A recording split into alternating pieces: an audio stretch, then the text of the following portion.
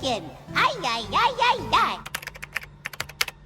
Hello guys, it's me. Welcome back to another Lightning Collection review. Thank you very much for those who have come back, and for anyone new, welcome, and I hope you enjoy my videos.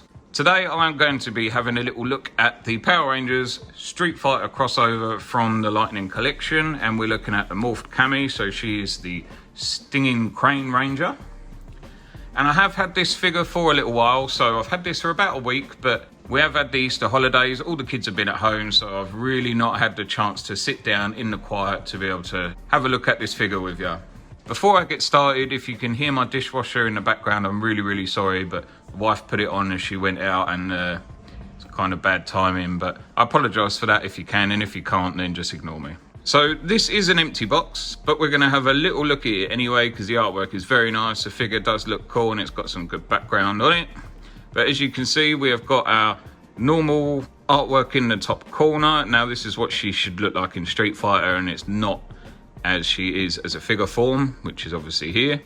Now this is not referenced to anything. She wasn't in the game or anything like that, unless they've brought her out after, but when I last played it, she wasn't in there. She's an extra figure that they've added in, maybe just to bulk up the Street Fighter crossover range of figures that we've got so far. Now I don't believe that we're due anymore. I could be completely wrong, but there is 4 of them, and for me she is the last one that I needed. But at the time that I'd needed her and she'd come out, I was trying to prioritize getting the Astro Megazord, so I was obviously in the situation where I needed to prioritize that over figures, or make the decision on which I was going to do. So that was the route that I went down, just in case we ended up having some issues that we had when the Dragon Zord come out, where stock was all over the place and didn't exist, and we had pre-orders and stuff cancelled. So I wanted to grab that before I grabbed this, hoping that this would be on sale by that time. It wasn't, so I did pay normal price for this, and I believe it was through Comics and Cocktails or In Demand Toys. It was one or the other. Anyway, back at the box, obviously you can see that we've got a nice figure on there, displaying that it's plastic-free packaging, which we are hopefully for the next set of waves going away from. Hopefully from now on we are moving away from. Now I'm all for the plastic-free packaging, and this doesn't bother me, but I could definitely see where Hasbro have either listened to what people are going to say, or decided that the issues with these and not being able to see inside them were costing them too much money in returns and stuff, so it just made sense to go back. I think there's a little bit of both, where it's probably costing them a lot of money. On this side of the box, you can see we've got our Street Fighter logo at the top, with the name of the figure that we're getting inside, and a nice little bit of artwork of her in her normal state there. On the other side, we do have a bit of artwork there in her morphed Ranger form, looking very nice. And on the back, we've got our Power Rangers Lightning Collection and Street Fighter logos, with a picture or digital render of the figure, just showing us what we get inside the box. So we get the figure, which is a 5.8 inch figure, 2 posing hands, our little stand which clips together, and our 3 little effects pieces. So having a look at our figure outside of the box, this is as she comes, but I have switched over the fist on this side, so she would usually come in the box with 2 closed fists, but I've switched it over so I could display her how I wanted. And at first glance, she does look very nice. Her helmet's looking pretty cool with that sort of hat style shape that they've kept on the top. And then she's kind of got like a bit of a mix between a Green Ranger helmet and a Pink Ranger helmet, where it's sort of giving that shape, if you can sort of see by the eyes what I mean by that. And then we've got some little holes with her hair poking out of the back, which is looking pretty cool. Obviously part of her character was the abnormally long hair, so it's nice that they kept that in. I don't think, if you got rid of the hat and the hair, you definitely wouldn't know what this is supposed to be. I think that's probably a massive part of the likeness that they've been able to keep in the character. The shield is looking very good, and it's got some nice gold and rose gold sort of tinted paint on there, so it's looking nice. She has got her Morpher coin in there, which you definitely can't make out what that's supposed to be. I can see that it's probably supposed to be a bird, but it definitely looks more like a cross than anything else.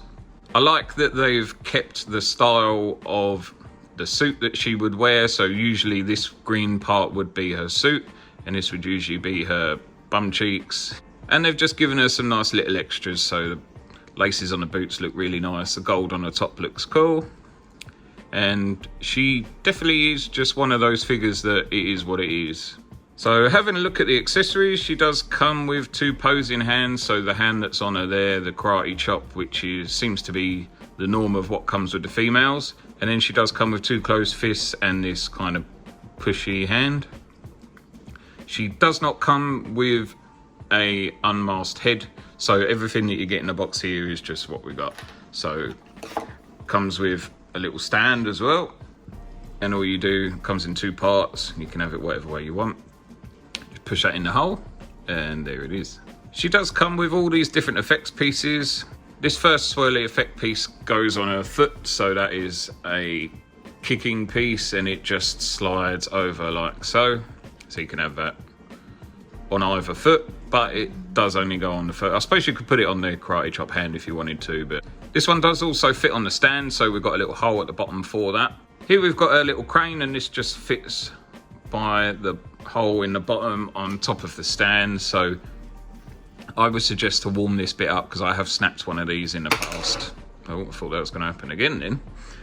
So they literally just sit on the ball like that, and then you can put that on there, make it look like she's pushing it out of her hands, having her stand, put a foot on there or whatever you want to do. So they do all fit on there, some better than others. And finally we've got a little swirly punch. So as you can see, there is a fist in there as well. So that one, I could only get it on this fist, so I don't know if it is supposed to go on, but by the looks of the mold of the knuckle and the thumb piece, it does appear, and I did try, but it does go quite nicely on there. And this is the only one that doesn't fit on the stand, so there's no hole for it to go on the stand, which obviously makes sense for that.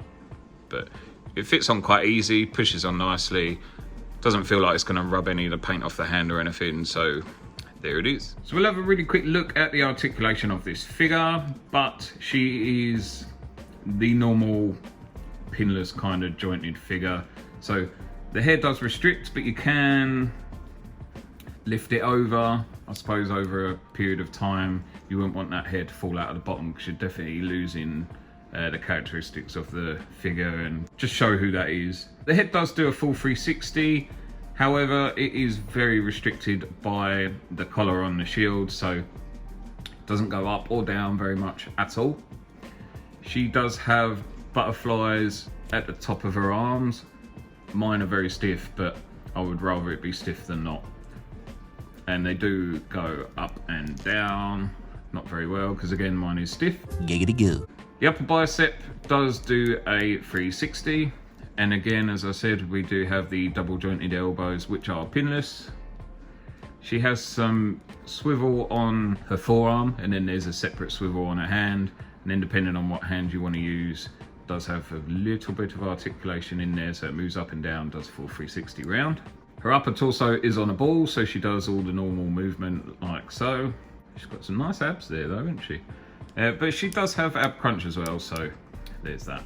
Moving down to the legs, this is the drop down hips. So you can see this side is at the top, this one's been dropped down, so that just shows you a little bit of difference there. She has some upper thigh swivel, double jointed pinless knees. She does have calf rotation, and then obviously the usual foot is on a rocker and does move up and down. A couple of comparisons here. So this is the first one, and we have got our Cammy Street Fighter figure there, and then I've just grabbed anything off of the shelf. So we've got Aisha here. She did come in the 2-pack with Scorpino, and you can just see a couple of differences. So you can see that there's a lot less muscle tone on her and a lot more on her. So if you're looking at the abs and stuff like that, then obviously you can see that there's more molding gone into having to make these figures. The legs are slightly thicker. Obviously you can see that this one's pinless and this one isn't, but I just wanted to show a couple of differences between the 2 different female figures, so you can see obviously that there are some. So here she is with the rest of them. I wouldn't say that they're a team, obviously they're characters that you'd normally put up against each other if you're aware of the Street Fighter games, but they still look really, really cool, all next to each other and posed up on the shelves. This is how I display them, and they are sitting in my crossover shelf. Do add a bit of weight to the shelf and make it look really nice. Finally, moving on to my final thoughts of the figure. I was lucky with this one and all her joints are nice and stiff. There was no missing parts or anything like that, so I was really happy with that. She is pinless throughout, which for me is, I don't like that. I do not like the drop down legs. I feel like they just seem to cause more problems than anything else, but hopefully moving on we won't see much more of them. For the price point, she is pretty expensive, so for what you're getting, I mean, you're getting a little bag full of accessories, which is nice. The stand's pretty good and I'm happy to be able to have those stands. And if they were all just a couple of quid more and they came with a nice little foot stand that was smaller than these big triangular ones, then I'd be quite happy with that. I do really like the gold chest piece, and it adds to the team or the bunch of characters from this little line of figures that we've got from this Street Fighter crossover. I like that they've been able to retain the character likeness even with putting a helmet on, so you can definitely tell who she was supposed to be. I really like the paint apps on the boots and the fact that they've added extra details onto the boots, and just all in all, a really nice little figure. And having said all that, I fully understand that this is a really easy skippable figure for most people. But let me know what your thoughts are on this figure in the comments below, and if you enjoyed this video, please leave me a like, and if you want to see more, please consider subscribing. But that's it from me for now. I hope you all enjoyed the fan stream for tonight, and I'm massively looking forward to what we've got to come. Have a good week, see you soon, bye!